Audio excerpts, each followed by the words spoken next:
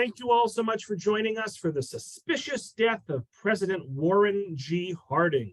100 years ago this summer, President Warren Harding suddenly suffered a fatal heart attack as his wife Florence was reading to him from the Saturday Evening Post.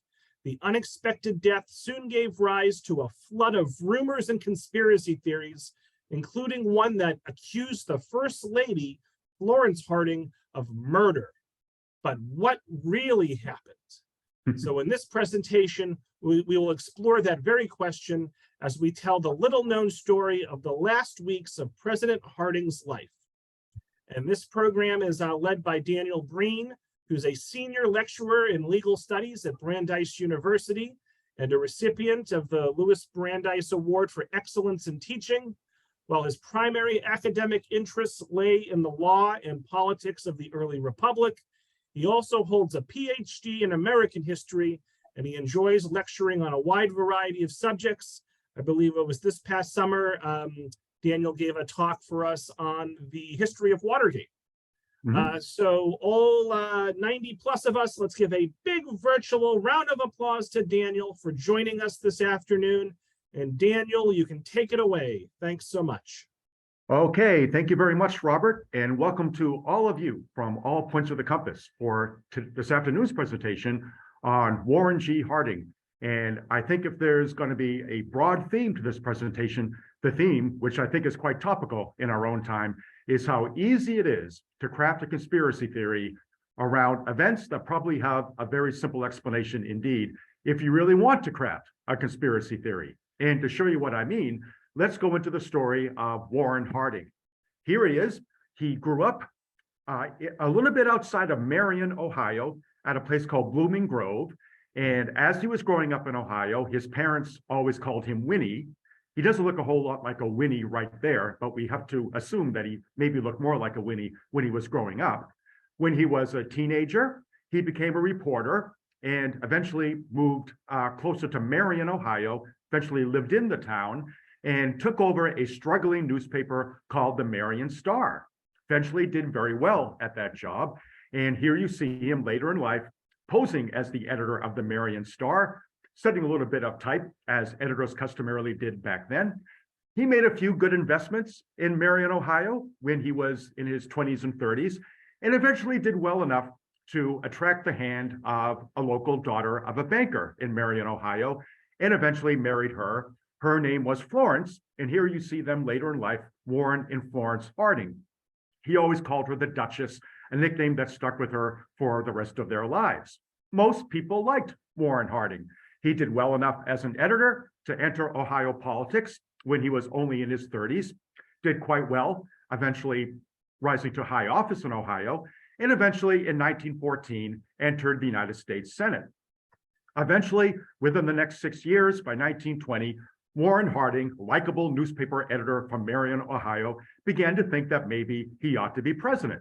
He gave a famous speech in our own backyard here in Boston, Massachusetts, to a place called the Home Rule Club, I believe, in which he said by 1920, the United States needed a return to normalcy, a word that became famously associated with Warren Harding. And in fact, he really had his finger on the pulse of the American public by then. The year was 1920, after all. We had been through the Great Flu epidemic, the First World War. We had been through the Red Scare by 1920. Maybe people just needed a little bit of peace and quiet, and that would be easily associated with the Republican Party, not the Democrats, who, after all, have been in power ever since 1913. And so his hat was in the ring in 1920 to become president of the United States.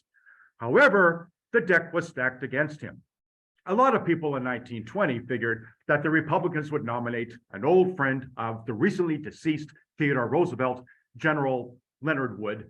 And indeed, the first 4 ballots here at the Chicago Convention in 1920 did go towards Leonard Wood, but he never could quite get a majority, and it went to ballot after ballot until finally, on the 10th ballot, Republicans nominated Warren G. Harding, a one-term senator from Ohio, as their presidential candidate. We'll never know exactly how it happened. You probably know the tradition was that in a famous smoke-filled room at the Blackstone Hotel in Chicago, Harding was eventually pinned as the guy to get the nomination. But however it happened, the convention was swayed in his favor, and it made a lot of sense to nominate Warren Harding in 1920, somebody with not much of a bad record, at least, that anybody could point to. And after all, he was also from Ohio, and Ohio was the swing state in 1920. The Democrats had nominated an Ohioan, James Cox, so maybe the Republicans should do the same thing, which was perfectly okay with Warren Harding, who conducted a very pleasant, laid-back campaign at his home in Marion, Ohio, yet another Ohio front porch campaign to emulate what his fellow Ohioan, William McKinley, had done all the way back in 1896. So there's Harding's front porch. He would occasionally come out during the campaign, give a speech or two from the porch, and then go back in, even as James Cox, his opponent, was traveling the country exhaustively giving speeches, hoping against hope to win that race for the Democrats. This front porch campaign, emulating William McKinley, as I said, emulated it right down to the merest detail. The front porch even looked like McKinley's front porch, which you can see here from a picture in 1896. Well, as far as Harding's campaign speeches were concerned, they weren't all that great. H.L. Mencken, famous commentator from Baltimore, heard one of the speeches, and this is what he compared Harding's speech to, quote, stale bean soup, dogs barking idiotically, a strong smell of wet sponge. Not much to recommend them, at least, but maybe good enough for the purpose, because a lot of people at the time, in 1920, thought that Warren Harding couldn't lose this campaign. People did seem to want a return to normalcy in 1920, which was not good news for the Democratic candidate, as you can see here on the left, James Cox, and his vice presidential running mate, Franklin Roosevelt, on the right. They traveled to 36 states. They really did campaign exhaustively to no good effect. They eventually lost the race to Harding by a considerable margin. And in fact, Harding still holds the record for the highest percentage of the popular vote ever received by a winning presidential candidate, a little bit over 60%, even better than Lyndon Johnson did in 1964. And Harding did very well, as you see here as well, in the Electoral College. All James Cox could do with his running mate Roosevelt was hang on to most of the solid South. And that's how Warren Harding became president in 1920. One of his distinctions in winning the race was that he was the very first sitting senator ever to win the White House. It took until 1920 for a senator to do that, but Warren Harding was the first. But shed no tears for the loser, James Cox. He went back to Ohio, where he ran a newspaper in Dayton. This is the only presidential campaign between two full-time journalists, by the way.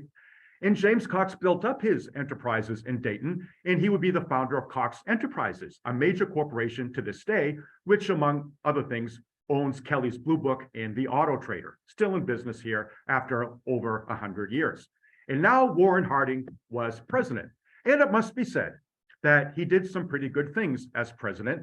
Among other things, he freed Eugene Debs, as you see here, the famous socialist who'd been imprisoned under the Wilson administration for his opposition to the First World War. And he had the good sense, this needs to be said, I think, more often about Harding, to appoint some pretty good people to his cabinet. One of them was his Secretary of State, Charles Evans Hughes, who you can see here.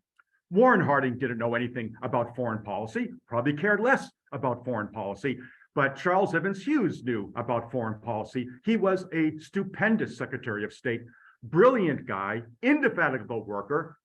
He actually, still to this day, I think, holds the record for the highest score in the history of the New York bar exam, 99.5%. And it was Charles Evans Hughes who gave us the first major international arms control treaty, the famous Washington Naval Treaty that he negotiated, that held at least until the eve of the Second World War. Very good appointment indeed. And Harding also had the good sense to make this man his Secretary of Commerce. That, of course, is Herbert Hoover, who proceeded during the Harding administration to organize relief efforts in Soviet Russia that probably saved as many as 10 million people in the Volga River Valley, something for which Hoover earns the enduring respect and thanks of all mankind, something a lot of people forgot about, unfortunately, after 1929. In addition to Hughes and Hoover, we also have this man, Harding's appointee as Secretary of the Treasury, the inscrutable Andrew Mellon, founder, if anybody is the founder, of trickle-down economics, who served as Treasury Secretary for all of 11 years, still an all-time record. Andrew Mellon handled the economy, something else that Warren Harding didn't care that much about. And towards the end of his life, he gave us, of course, the National Gallery of Art in Washington, for which at least he certainly deserves our thanks, if for very little else. So we have a cabinet here that isn't really that bad as of the early 1920s, but of course, there were exceptions. And the biggest exception was this guy, Warren Harding's appointee as Secretary of the Interior. That is Albert Bacon Fall. Albert Bacon Fall is the man who, in return for what we think was a bribe of $380,000, all told, who turned over really valuable oil land in Wyoming and in California for the use of private oil interests, taking that land from where it had been held under the Naval Reserve arrangements and handing it over to private interests in return for what was said to be a loan, but was really a bribe. And that, of course, would eventually go into what became known as the Teapot Dome scandal, which is what most people associate the Harding presidency with. But all that was in the future as of the early 1920s. Warren Harding probably knew nothing about Albert Fall's activities before they happened. Probably he shouldn't be painted or tarred with the brush of Teapot Dome. And as of 1923, when nobody yet knew about this scandal, Warren Harding was still fairly popular. And what most people thought was, unless something really unusual happened, he would get not just the Republican nomination in 1924, but he would also win the White House again for a second term coming up in 1924.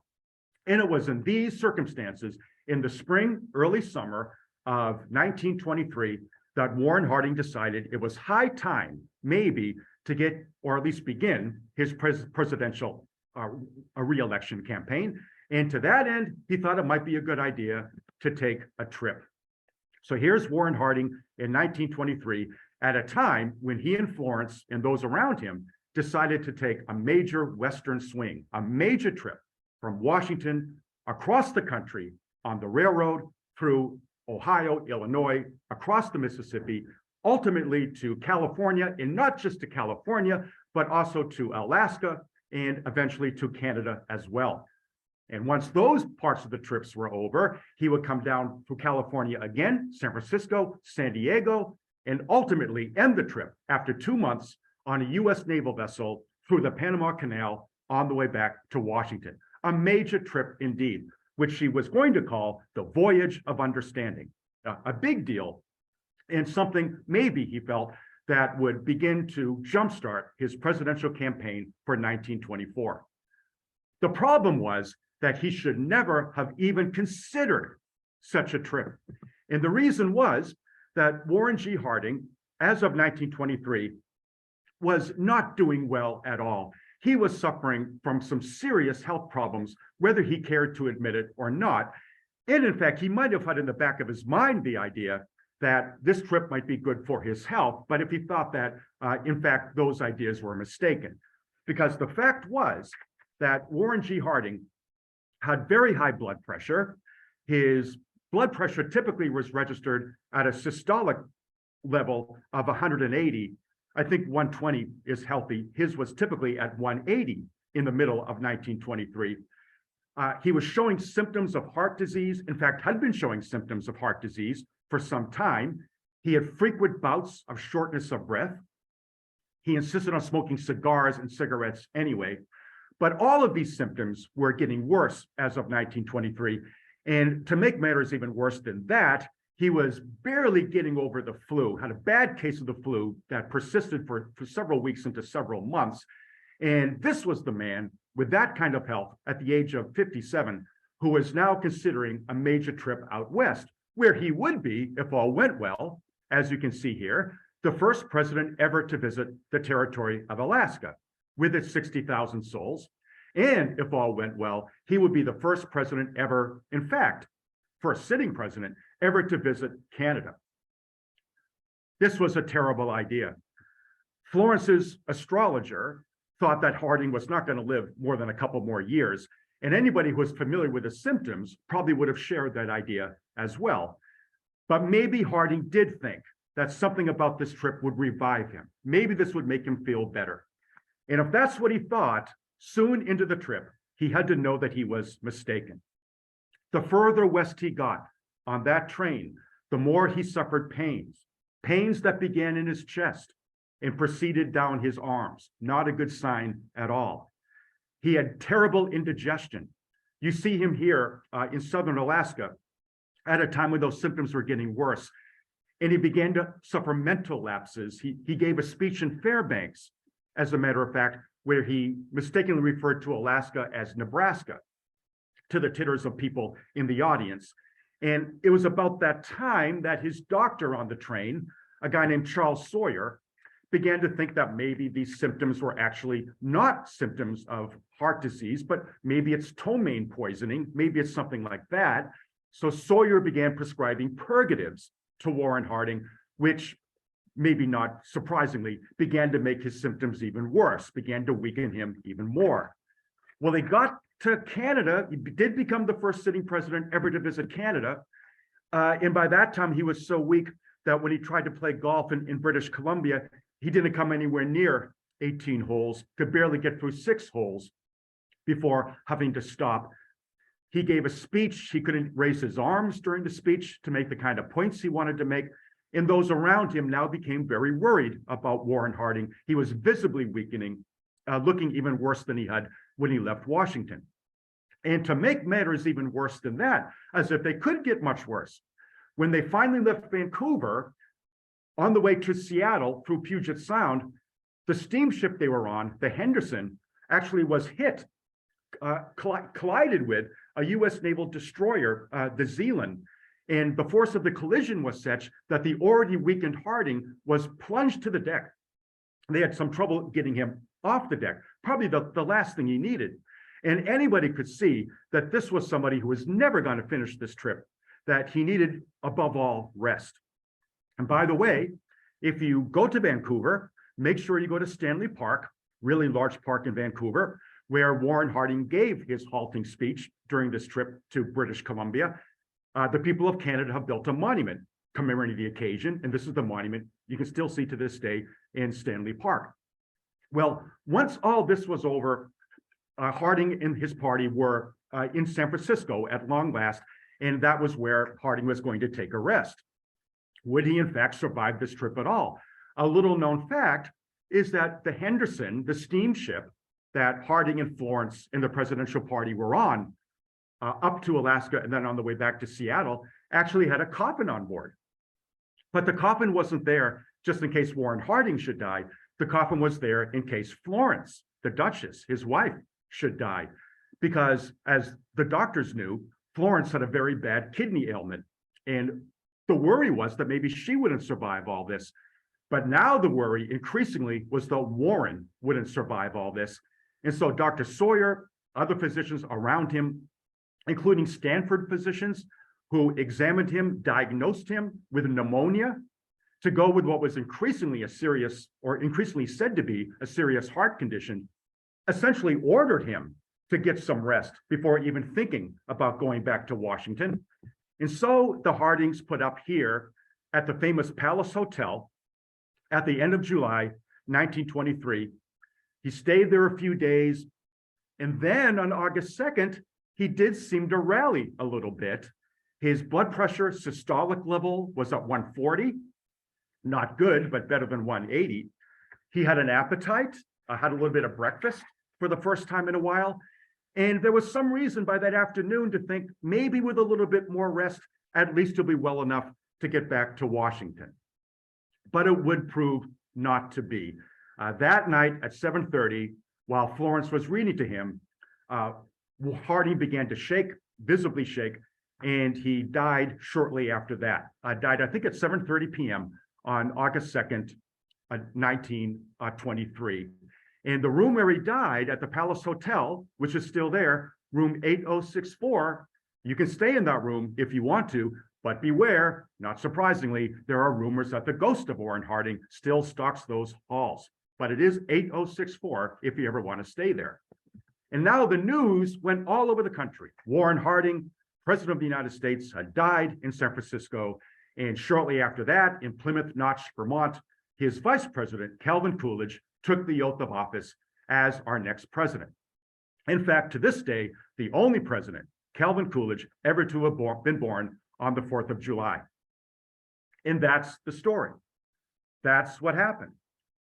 It's a perfectly simple tale of a middle-aged man with a bad heart, probably had congestive heart failure, who had a heart attack at the Palace Hotel, room 8064, August 2nd, 1923. He had pushed himself too hard and it caught up with him. Smoked too much, should never have been on that trip in the first place.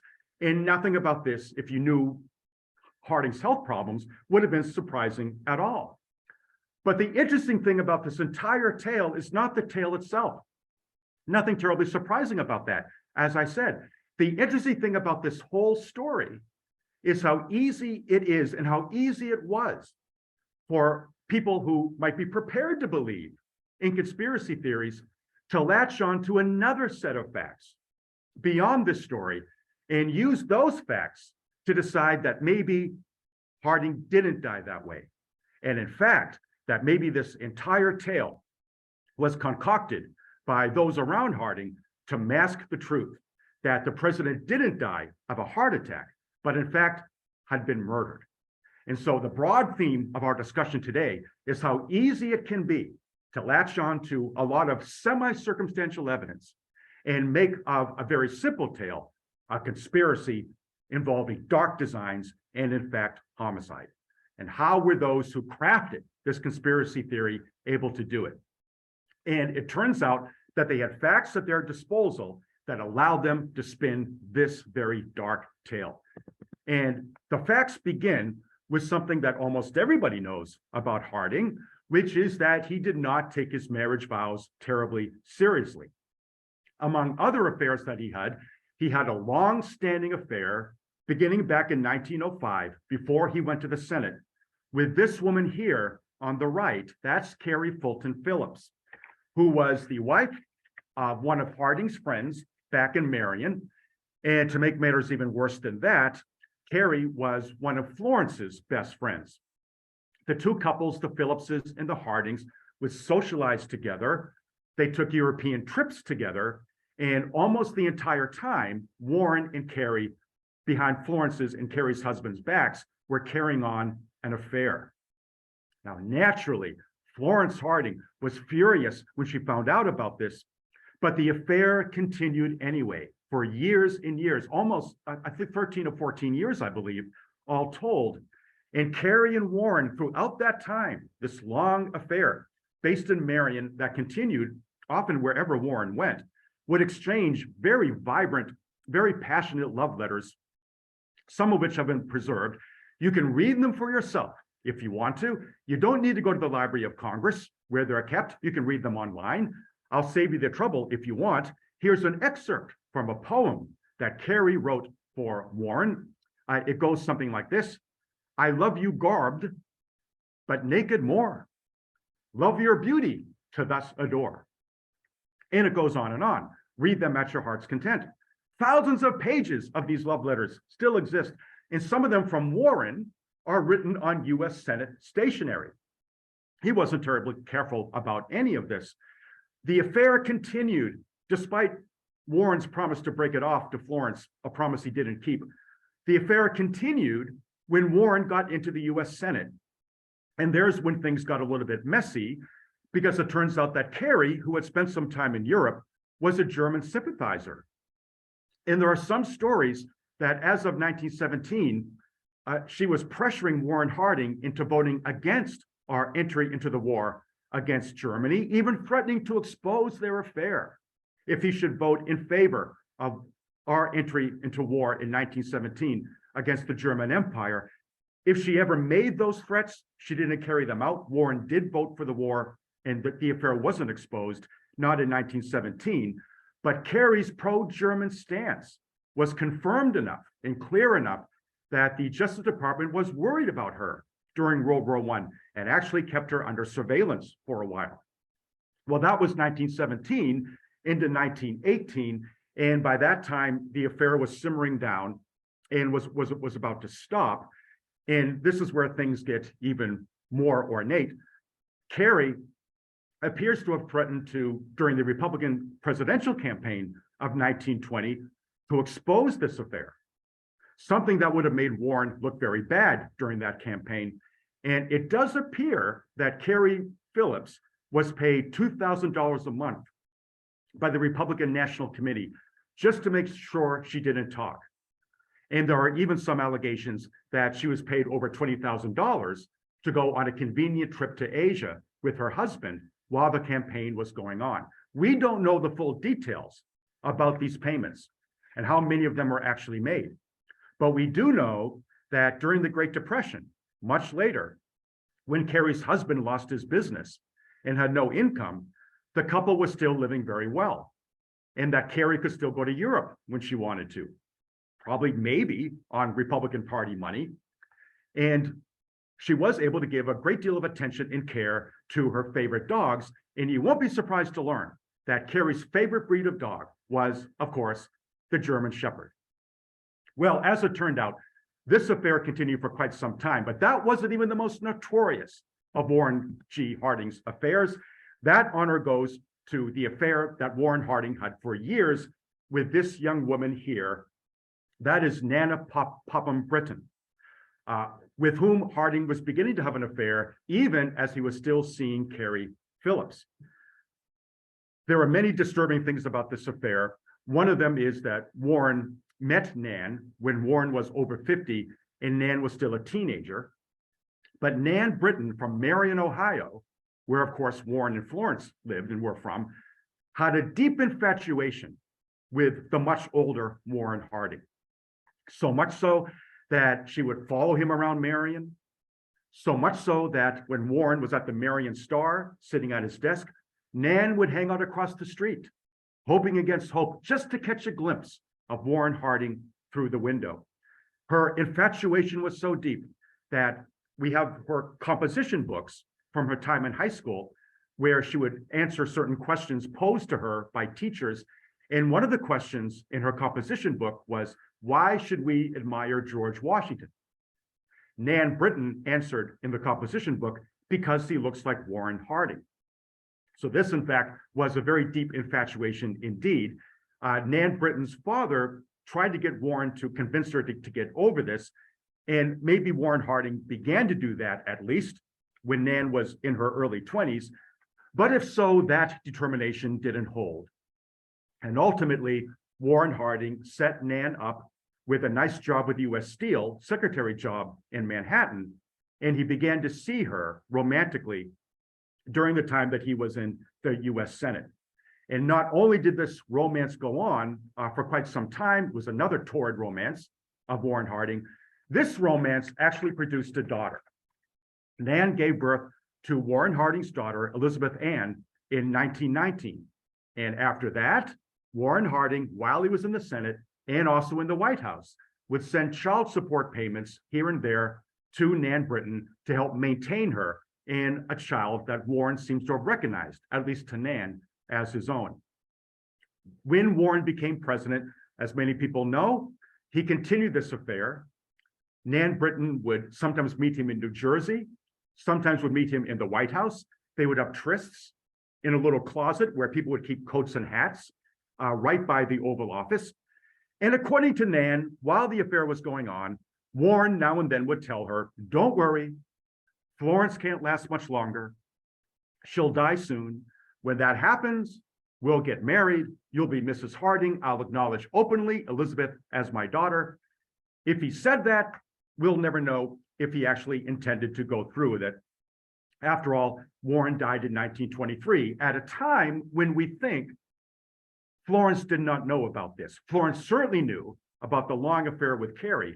She may not have known, probably didn't know about this affair with Nan Britton. She could have known, but we have no reason to think that she did. So one set of facts that may give rise to a conspiracy theory are these extramarital affairs that Warren Harding had been having almost throughout his marriage with Florence. Now, the next thing that you could use if you wanted to craft a conspiracy theory are the scandals that were beginning to plague the Harding administration by that fateful summer of 1923. We know about Teapot Dome. That was only exposed a little bit later.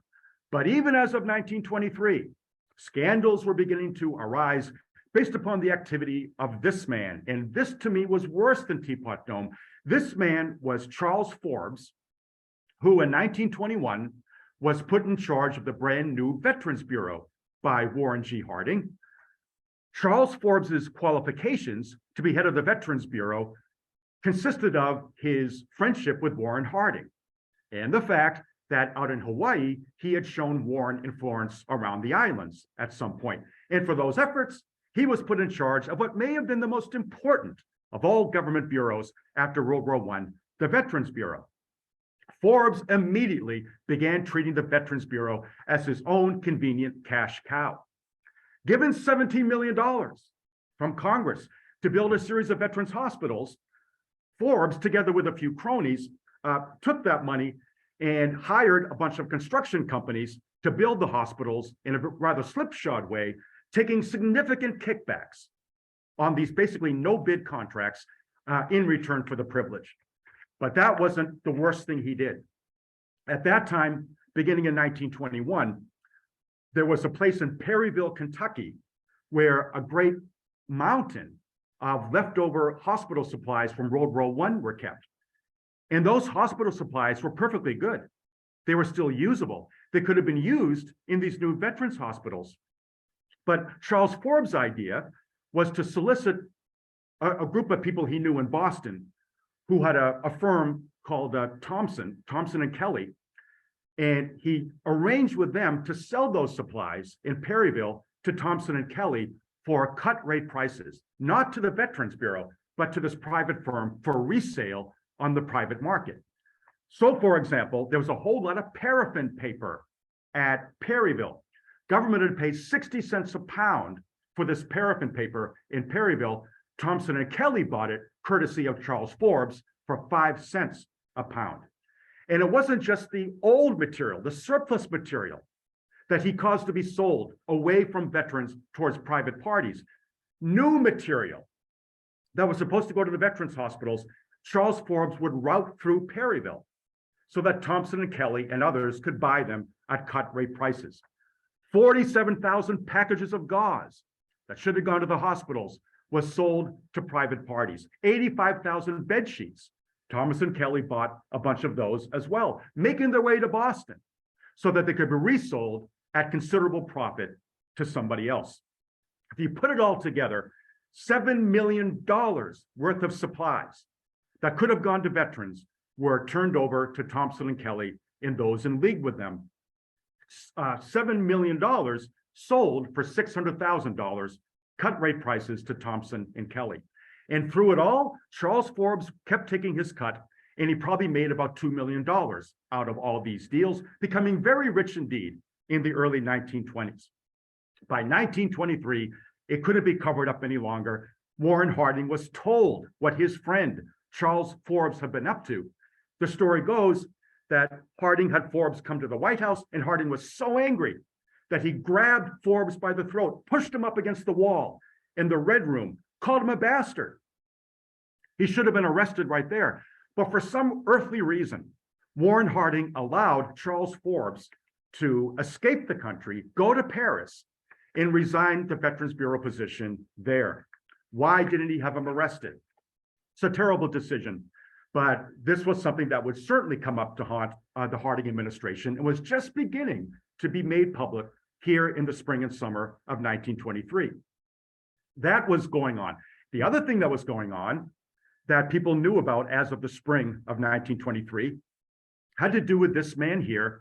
That's Jess Smith, another guy from Ohio, Fayette County, Ohio, who may have handled hush money payments to Carey Phillips, according to at least one story that I heard. But as of the Harding administration, he was working closely with the Attorney General, Harry Doherty, in Washington, D.C.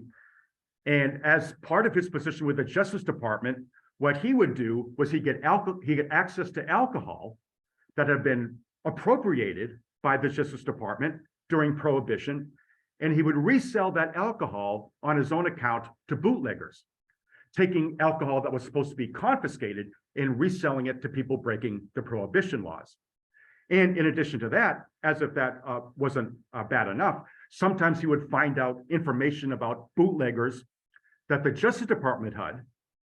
And once he knew the names of people the Justice Department were investigating, he would agree to shield them from prosecution in return for payments from the bootleggers, using his influence at the Justice Department.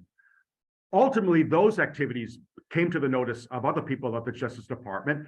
Harry Doherty, who might not have been as honest as he ought to have been himself, nevertheless told Jess Smith he couldn't work there anymore, couldn't be associated with Jess Smith anymore. The two of them were actually roommates. He told Jess Smith to just get lost.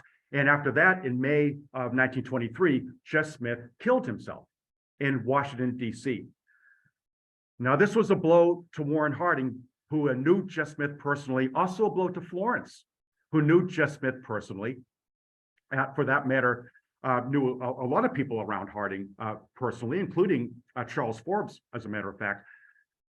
But people wondered the circumstances behind this suicide. What had Jess Smith been up to? And how closely might it implicate Harding?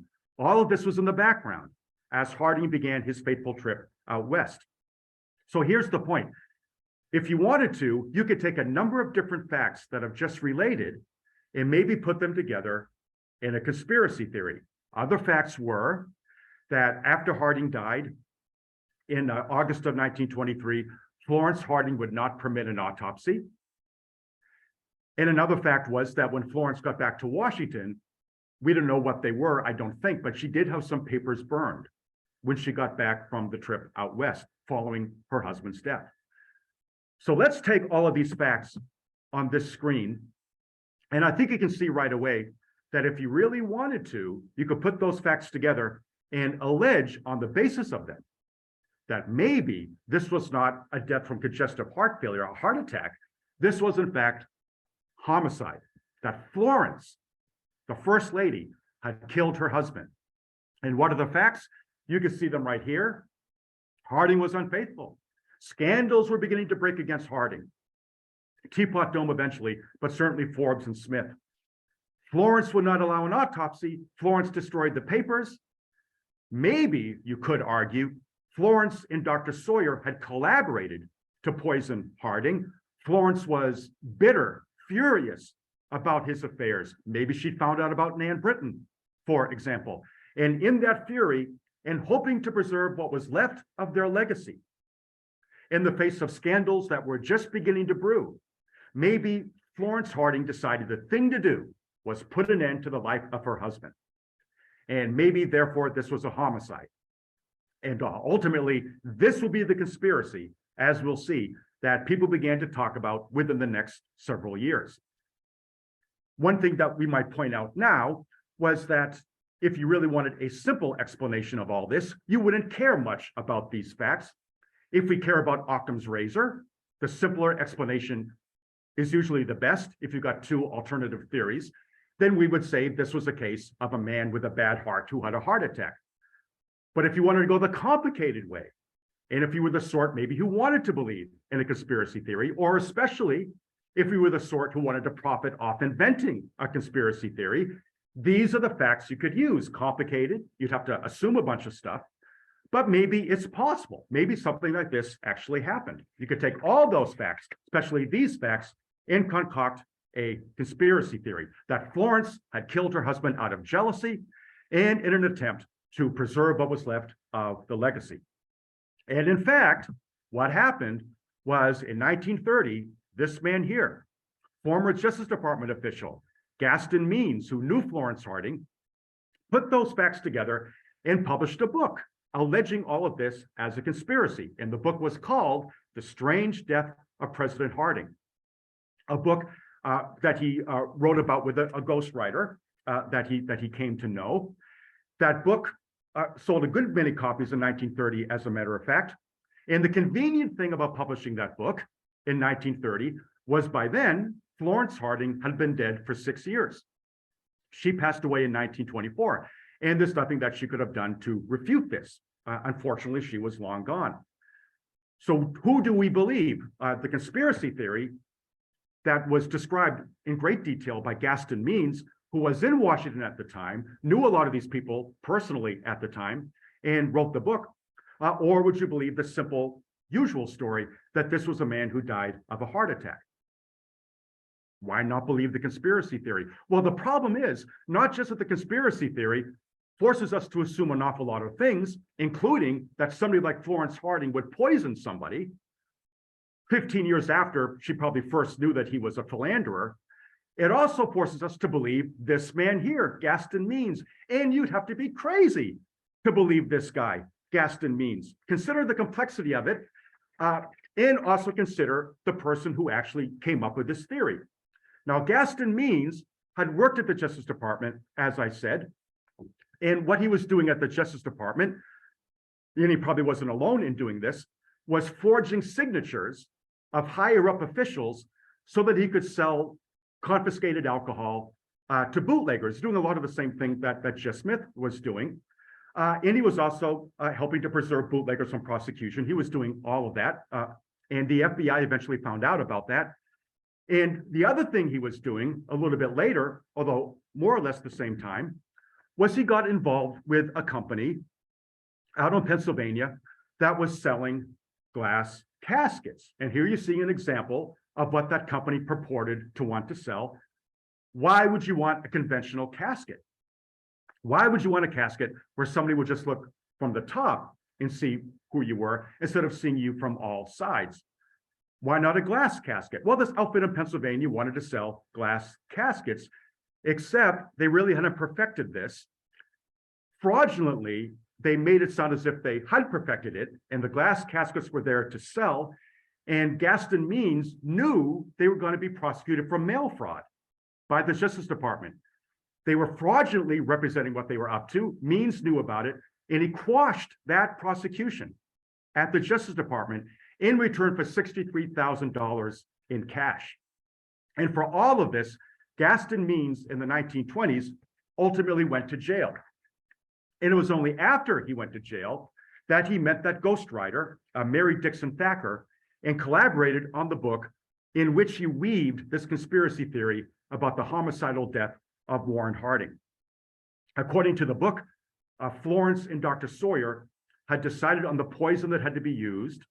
Sawyer had given Florence the poison. She had administered it and watched as the poison took its effect, causing those shakes that people noticed in Warren Harding before the very end.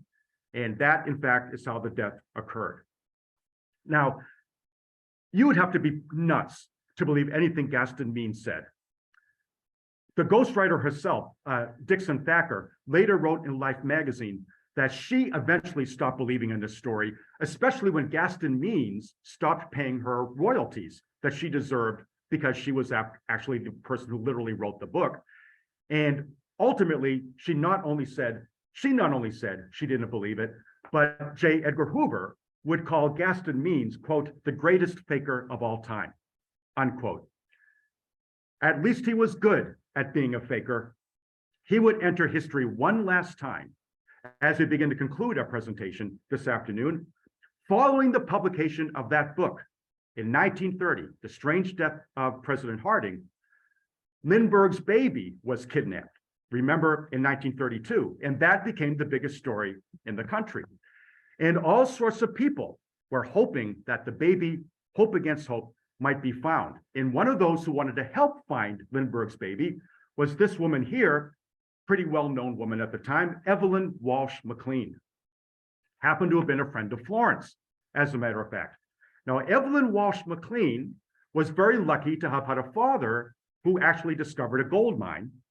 That made the family out west very rich. He was one of the richest men in America for a while. So she had a lot of money, and she married somebody, Mr. McLean, who also had a lot of money, Ned McLean. And that allowed the two of them to have a very nice European honeymoon, big vacation. Somehow, I don't know how, this is the 19-teens after all, somehow they managed to spend $200,000 in Europe in 3 months. And at very shortly after that, it occurred to the McLeans that it might be nice to have some pleasant jewelry. And so they went to Paris, and Ned McLean and Evelyn bought the Hope Diamond. There it is. Evelyn loved the Hope Diamond, all 45 carats of it. She wore it everywhere. And that was a mistake because, as we all know, the Hope Diamond is cursed. Sure enough, Ned went insane. Evelyn's son Vincent died in a car crash at the age of 9, and her daughter Evie died at the age of 24.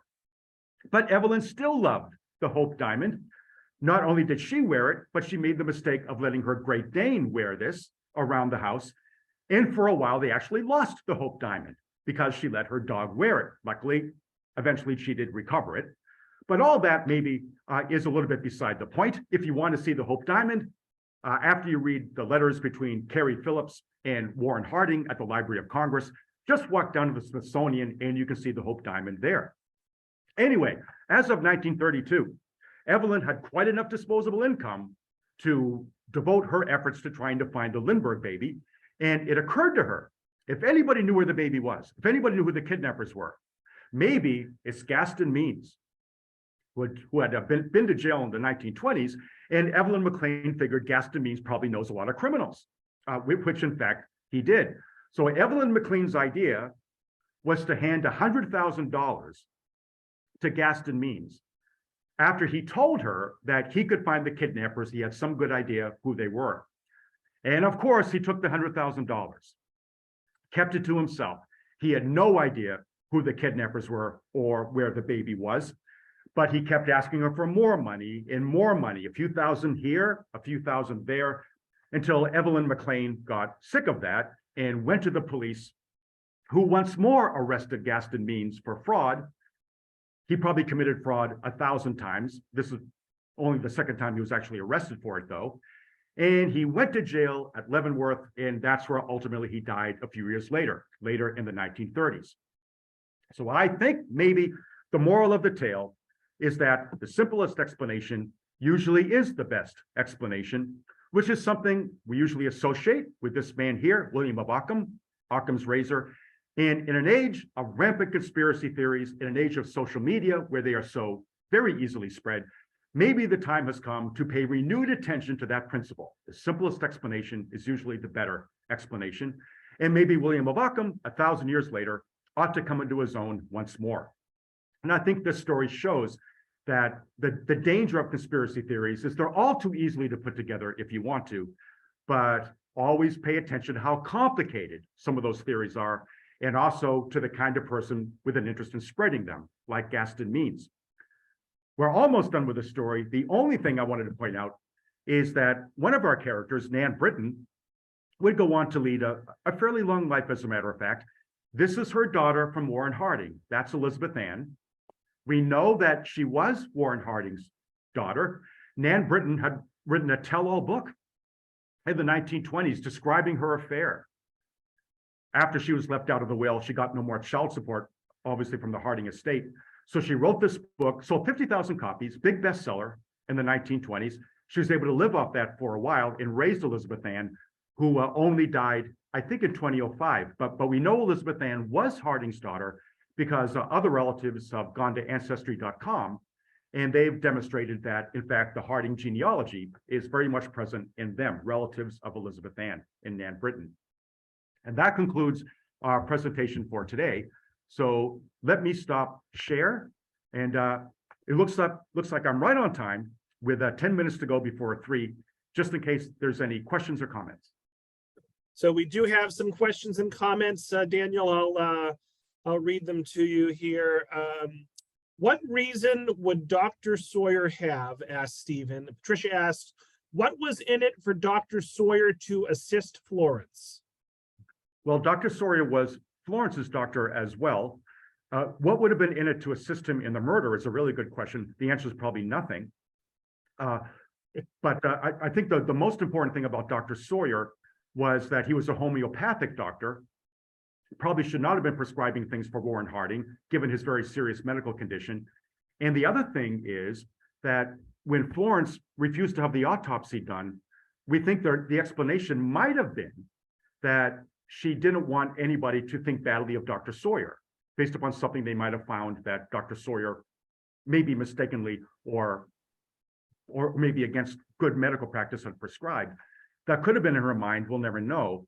But the fact that she didn't have an autopsy done, of course, doesn't necessarily mean it's homicide. She might simply have been wanting to protect her friend from any possible implications of a poorly judged prescription, that is Dr. Sawyer. Stephen suggests a future topic for a lecture could be Occam's razor, as you have referenced. Let me see here.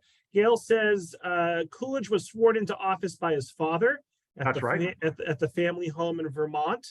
Margaret says this was fascinating. Thank you so much. Gail says one lesson she took away from this is always know your source. Yes, Patricia, yeah. Patricia says this was excellent. Gail says fun and fascinating. CW says thank you for a lively and interesting presentation. Peter wants to know, do you believe in the conspiracy theory? Definitely not. Right. Don't think there's anything. Yeah, I think that came across. Yeah, did Harding and Florence have any children? No, Harding and Florence didn't have any children. Florence was in bad health through much of their marriage. That could have had something to do with it. But no, Harding's only children were born out of wedlock. We know about Elizabeth Ann, and there could have been more as well. Stephen said, why has an autopsy never been done after the wife died? Well, as a matter of fact, there are people who wonder that. And to this day, some of Harding's relatives who are related to Elizabeth Ann would like there to be an autopsy. But I'm not sure what the procedures would be for that and who would actually have to give permission at this point. There's certainly no chance of any kind of criminal investigation because the conspiracy theory was never terribly reputable. No prosecutor would think there would be any good reason to perform an autopsy.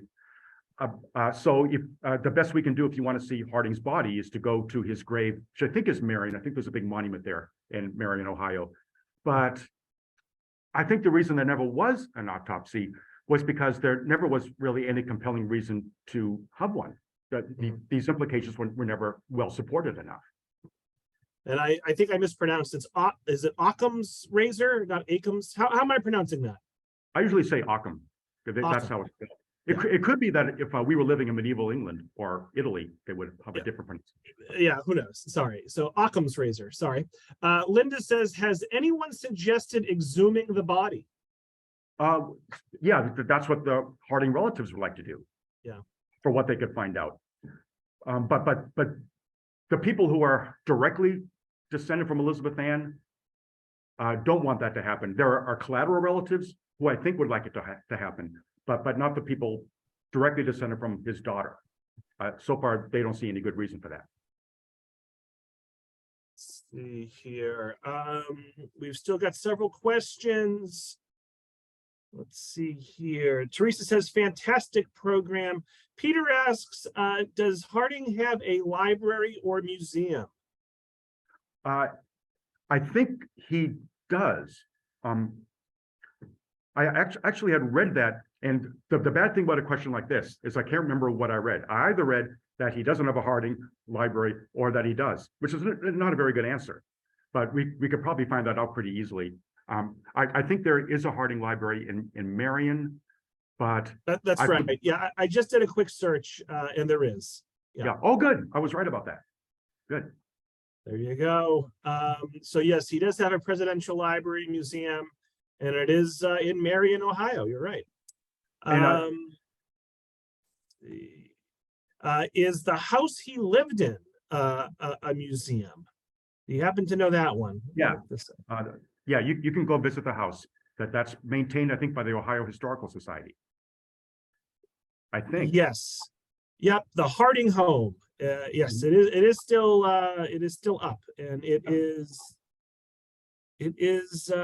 I guess I'd call it a museum. It seems to be open to the public. Yeah, you can combine a trip to McKinley's house with Harding's house. There you go. And I think you can see his birthplace in Blooming Grove too. So Renee says, I went to a presentation at the Framingham Library by one of the directors of the Framingham Heart Study. And he told us that FDR had very high blood pressure, but at the time, doctors felt that high blood pressure was a good thing because it ensured that the blood supply was getting to all parts of the body. Interesting, as you mentioned that Harding had high blood pressure, not sure whether his doctors felt this was a good thing or a bad thing. I don't know that either, but I do know that the original message to the press was that Harding had had a stroke. I think somebody pointed that out because his symptoms were consistent with having a stroke.